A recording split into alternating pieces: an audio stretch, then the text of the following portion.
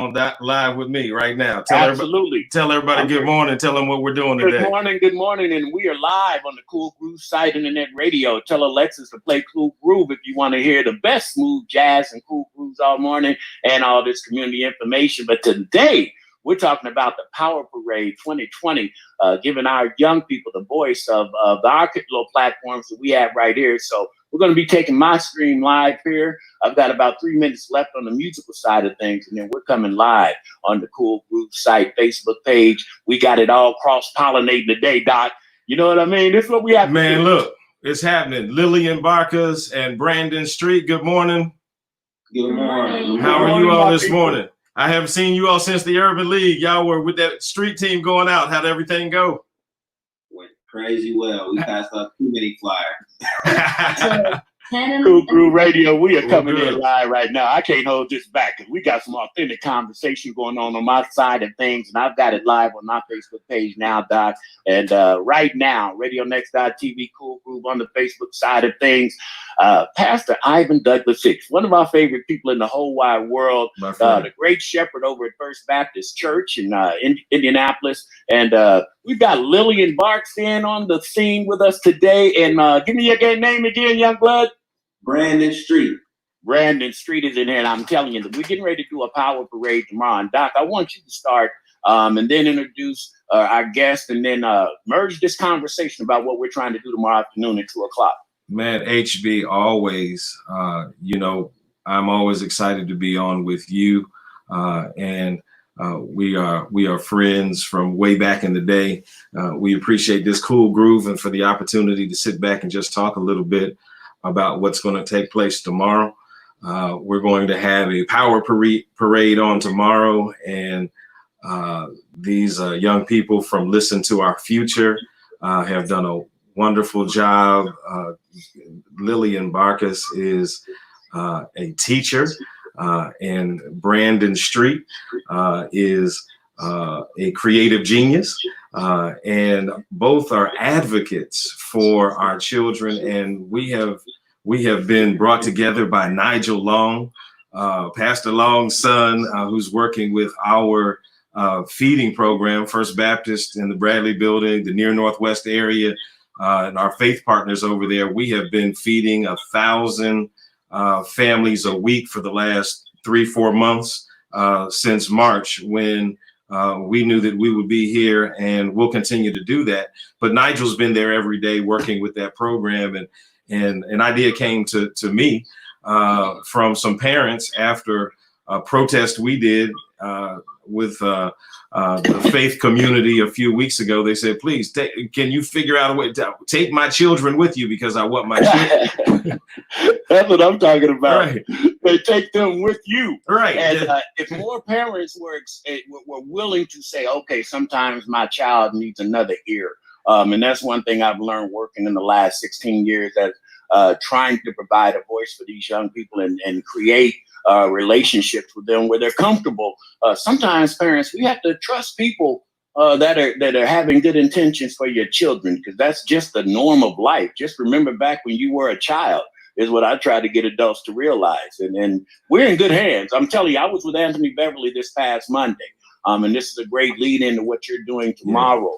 The youth summit that we had. And if you could hear how clear our young people's minds and their voices are about what they want for their future, we can learn something. That's exactly what we're seeking to do. And so Nigel hooked us up with Listen to Our Future and Lillian Barkas and Brandon Street and their organization, as they are educators. And our hope was to, yes, let's do something for the kids, because I can't control so much. I mean, go to a protest with me, you never know what's going to happen. It'd be like it was 5 years ago in Ferguson. I got machine guns on me, right? Dogs or whatever. Yeah. I want to switch this conversation, because first I want to talk to Brandon, because when I hear young brothers with the power that he has in his voice, and then this great educator who are often overlooked and underappreciated. Brandon, how did you come up with this idea, man, on making sure that your teen brothers and sisters have a voice? Yeah, so what happened was Lillian is a third grade teacher with IPS, and when I met her a year and 2 months ago, she told me that she wanted to make a great difference in the world, and she had a vision. And one day she might want to be a principal for a school. And I said, well, listen, if we gonna do our thing together, you got to know that your vision got to be as great as mine, because I'm looking way bigger than that. And I said, you could open up your own school. You could start your own nonprofit. And she said, I don't know. It's a lot of work, whoopie-woo. And then we said, okay, we sat on it for a year.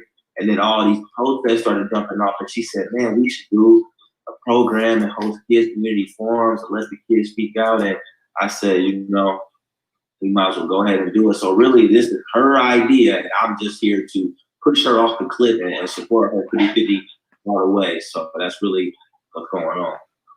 Lillian, as an educator, talk about, what that means to you, because I'm sitting here, I'm just goosebumped up right now, because I've had the privilege of having some young people that have come back to lead me by words I might have said. How does it make you feel? Yeah, so before I consider myself an educator, I consider myself an advocate. And I think with advocacy comes education. Also, a lot of social work and things like that. When the coronavirus hit, I saw myself in a different role other than just strictly teaching. And I really found passion for that. I was collecting tablets and computers for my students that didn't have them off of Facebook Marketplace. I was getting grants to make them care packages. I was reaching out to local restaurants to donate, coupons or anything as they do their work, to feed them. And I think that really made me passionate for what I'm doing now, because just helping people, but also giving them education, put me in a very unique position. That's how we kind of came up with this idea. Yeah. Now, this Power Parade tomorrow, is this going to be something that we can bank on a continuum? Is it a one-time event hoping to create information and awareness so people will know where to go to find the things that they're looking for? What are we doing, Brandon? We are definitely going to be hosting another Power Parade next year. And with the momentum that we're getting from the first one, you can already bet that next year is going to go crazy. So come out this year, come out every year. Well, I'm putting this out here right now, and then Ivan Hicks knows about how I roll. If my youth have a platform and an agenda that they want to be heard on a consistent basis, you have Radio Next as your agent. I think the once a year events are great, but we have to continue that information and build a fire. And you guys have a lot to say. So you get with Lillian after the show and figure out, okay, you planted that seed for this nonprofit in this event. How are we going to keep this information going so people can find us and hear us on a continuum? Got that? Absolutely. That's Jumbo Love. That's what's up. These young people are great, HB, are they not? Oh man, come on, man. And that's what I'm trying to say. We have to get behind them and provide the resources that they need. This is a platform here where voices can be heard more than one at a time. And if we don't offer that up and have it out there for them available, then now they're going to do things the way they know how to do them. And sometimes without resources, you don't do the right thing. And we have to be more proactive. And as I always like to say, shut your mouth up and open your ears when young brothers like Brandon are talking, because, man, as you can hear, he's very much in control over the situation and very clear about what his objectives are in helping this community. And if we don't give him that chance and that voice, man, shame on us.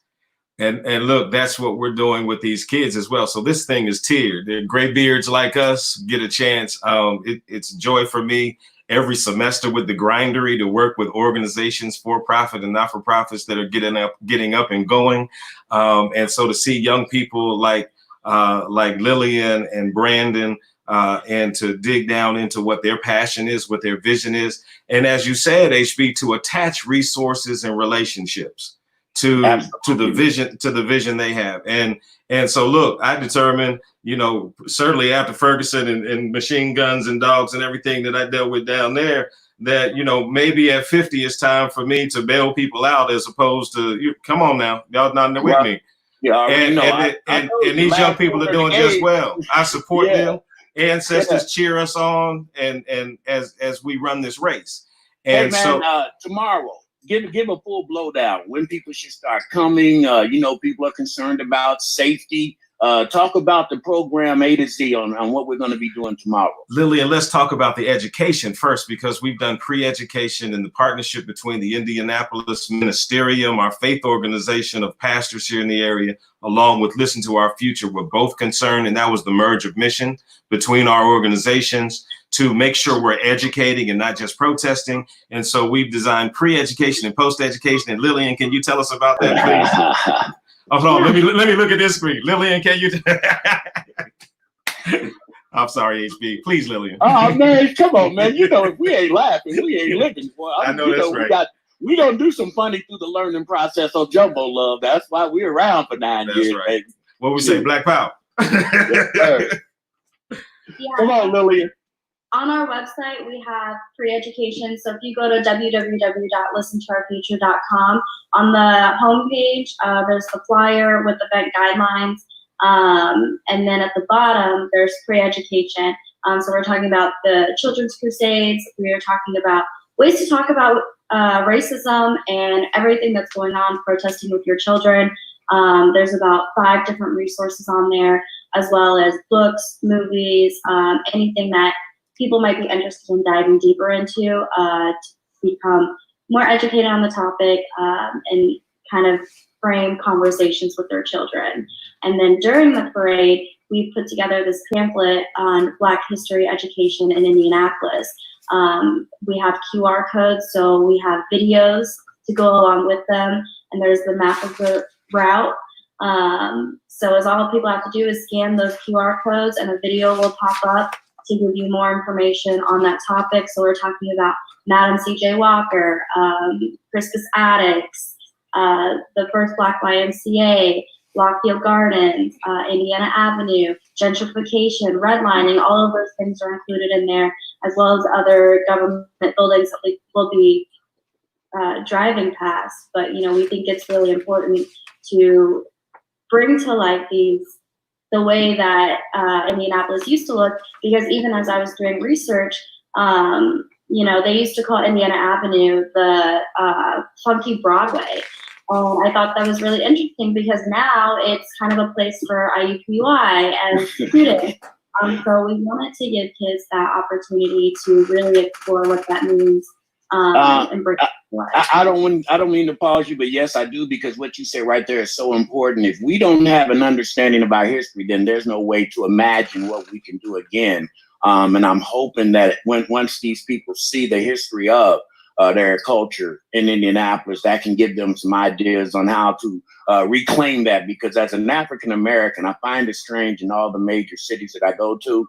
I'll see a Chinatown, I'll see a Jewtown, I'll see all these other Little Italy in these major metropolitan areas, and it's okay. But then our community is inundated with Popeyes and Walmarts, and we don't own our communities. And I'm like, man, that's the perfect place to start if we want our young people to believe they can build a community all their own. Well, look, these are young entrepreneurs. We have a social entrepreneur, and we have an entrepreneur. Brandon Street has gifts and graces when it comes to audio visual production, and is just a multi-genius in that way. And Lillian, and really both of them, the passion that they have for, yes, the children that we seek to work with, to ensure that they know that they're great, that they know that they've come from greatness, and that everybody's a whole person, everybody's a human. And so we have to educate, but we also have to find out from our kids what the solution for cancer is, what the protest can look like that's different than 50 or Ferguson. What can we do today? And then their creative genius. What can these children give us as a plan for how we deal with this crazy racially intolerant time we're living in right now? And so we really want to we want to listen to our future. We want to hear our children. And so these young people are digging down to another tier to ensure that our children have the voice that's necessary. Now, Brandon, partnerships. What type of partners are you looking for in this movement to continue, as I mentioned, the sustainability of the program, partners to help enriching the program, you know, as people come aboard? What are you looking for? Yeah, so we are looking for grassroots movement organizations, and we're looking for nonprofits that are involved with the youth mostly. Any organization that is something similar to that would be great. As far as what we want to really do for the future, we want to be a bridge to other nonprofit organizations so that we can help them get to some of these kids that need their resources. Just as much as the kids are looking for the resources, we got people in the inner city that have the resources that are looking to give it to the kids. So we're looking to be a big bridge for all parties. We'll be in touch. I've got, you know, this is a grassroots platform, and I know some great organizations who would partner with you perfectly right now, and you can grow together. Again, tomorrow, 2:00 p.m. What time, Pastor, should people start getting downtown and lining up? Look, we're going to get down and line up at 2:00. We're going to start setting up at 10. We're going to sanctify that place around 12. We have some interviews that take place starting at 1. We're going to police it, make sure it's safe. And speaking of which, we'll be safe in our route. At 1:30, we have some key interviews, but at 2:00, we're going to gather, and we want to hear from not old folk like me, and even Lillian and Brandon. Our desire is to hear from our children. We want to hear their voice. And so on tomorrow from 2 until it's time to leave, much like the African chief would say, you know, when is the feast going to start? Well, when at the right time is when the feast. Don't get too deep on them, Doc. Yeah. Hey, man, as always, it's going to start at the right time, on time. You already know the power parade going down tomorrow afternoon. That's it. Please, and I beg you, if you're out there listening and you participate in church virtually, or if you're going to church, this will be the perfect opportunity. You don't have to go home and do nothing. Just go straight over to the Urban League, 777 Indiana Avenue. Get lined up. Take some children with you. And learn something. I'm telling you, our young people have a lot to say. Lillian, Brandon, Yes, y'all sir. rock. Y'all rock. Thank you. Love you, and I'm serious about that. Be in touch after. We'll get together personally. Yeah, reach out. And absolutely. And just continue the great works, both of you. Pastor Ivan Douglas Hicks, man, always doing all community all the time. Love all of y'all. Getting ready to get back to a little music, and then I've got a great show coming up right after the 10 o'clock, or a great premiere coming up right after the top of the hour at 10 o'clock. Candy Perry coming in here on the Community Pulse. You don't want to miss this stuff, man. I'm telling you, Jumbo love, all community, all the time. God bless y'all. Power to the people. Yeah. To the people, say power.